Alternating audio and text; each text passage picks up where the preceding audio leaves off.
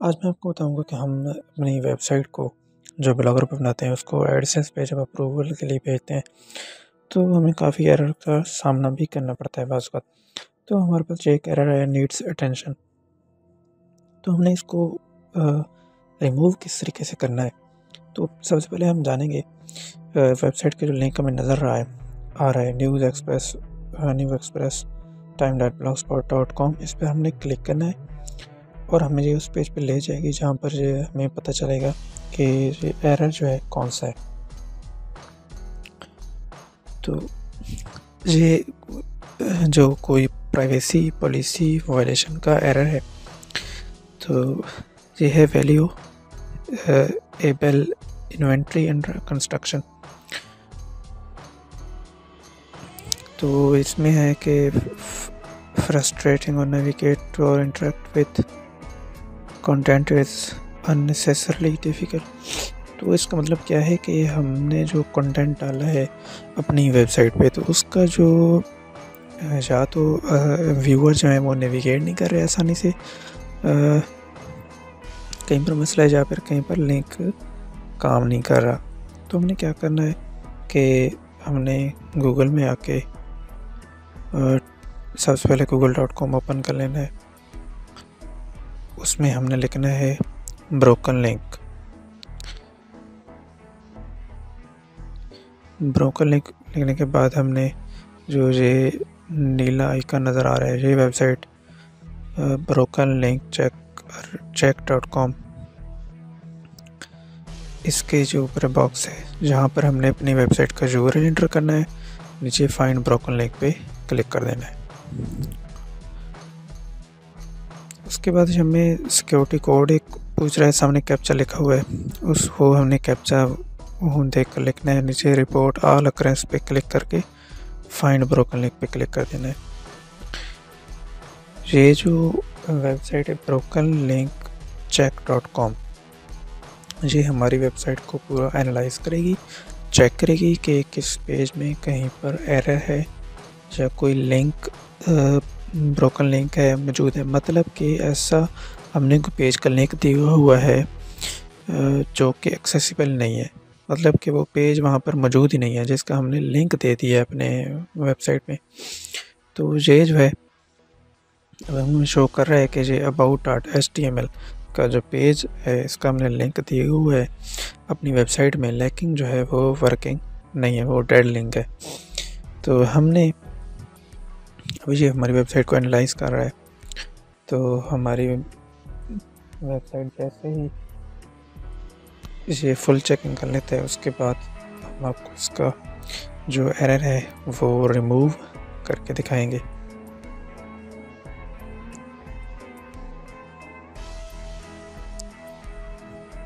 हमने इसके जो हमें जो एरर दे रहा है पेज, इसके सामने हमने यूआरएल लिखा हुआ है, यूआरएल पे हमने क्लिक कर देना है। Click on URL.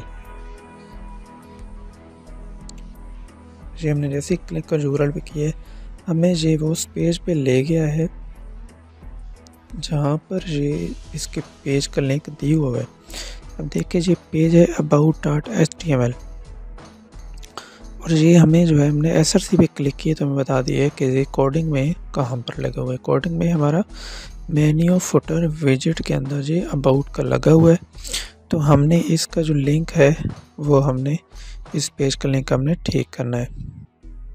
हम देखें ये हमारा मेन मेन्यू है और मेन मेन्यू में या कोई भी पोस्ट है या पेज है उसके बिल्कुल नीचे हमें शो हो रहा है अबाउट।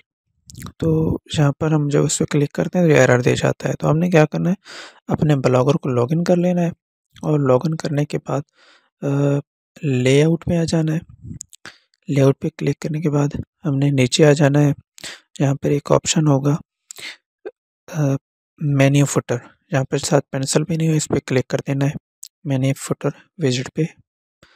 यहाँ पर हमारे पास 3 ऑप्शन है अबाउट। ये देखें अबाउट वाला जो पेज है हमने इसका जो लिंक है ये दुरुस्त करना है। तो हमारे पास ये जो पेज है ये हमने मेन मेन्यू ऊपर भी लगाया हुआ है और फुटर में भी लगाया हुआ है। तो हम क्या करेंगे, चेक करेंगे कि क्या मेन मेन्यू का जो ये है, ये वर्किंग है। हमने इस पे क्लिक किया अबाउट पेज, ये देखेंगे ये वर्किंग है। तो मतलब क्या है कि फुटर वाले में मसला है, वहाँ पर हम लिंक जो है वो थोड़ा गलत दे गए।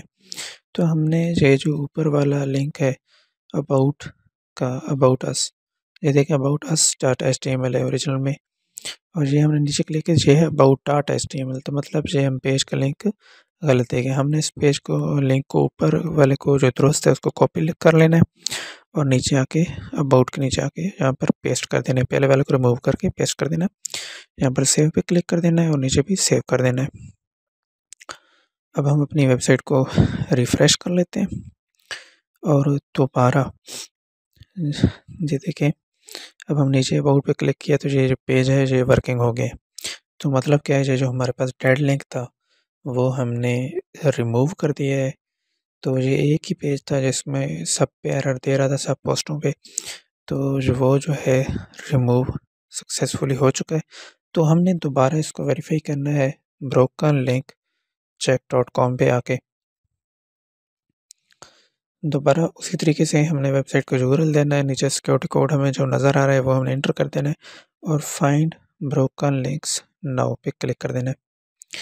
ये फिर उसी तरह थोड़ा सा वक्त लेगा, 1 या 2 मिनट, और उसके बाद जो है हमारी वेबसाइट एनालाइज करके दे देगा कि मज़ीद किसी पेज पे ब्रोकन लिंक वगैरह मौजूद तो नहीं है। ये देखिए जी, अभी 23 पेज हो चुके हैं, 20, 22, और अभी तक इसने कोई ब्रोकन लिंक जो है शो नहीं किया। ऑनलाइन बहुत सी वेबसाइट हैं जिन पर आप अपनी वेबसाइट के ब्रोकन लिंक चेक कर सकते हैं, या वेबसाइट में जितने भी आपके एरर हैं, मतलब आपने न्यू वेबसाइट बनाई और आप चेक करना चाहते हैं कि कौन कौन से एरर हैं, बहुत सी वेबसाइट्स हैं जिनमें आप अपनी वेबसाइट को चेक कर सकते हैं कि उसमें कहाँ कहाँ पर खामियाँ हैं। एसईओ में खामियाँ हैं, कहीं पर हमने डुप्लिकेट कंटेंट लगाया हुआ है, या फिर प्लेजरिज्म हमने बहुत ज़्यादा यूज़ किया है। तो प्लेजरिज्म चेक करने के लिए डुप्लीचेकर बहुत ज़बरदस्ती वेबसाइट है, वो आप यूज़ कर सकते हैं।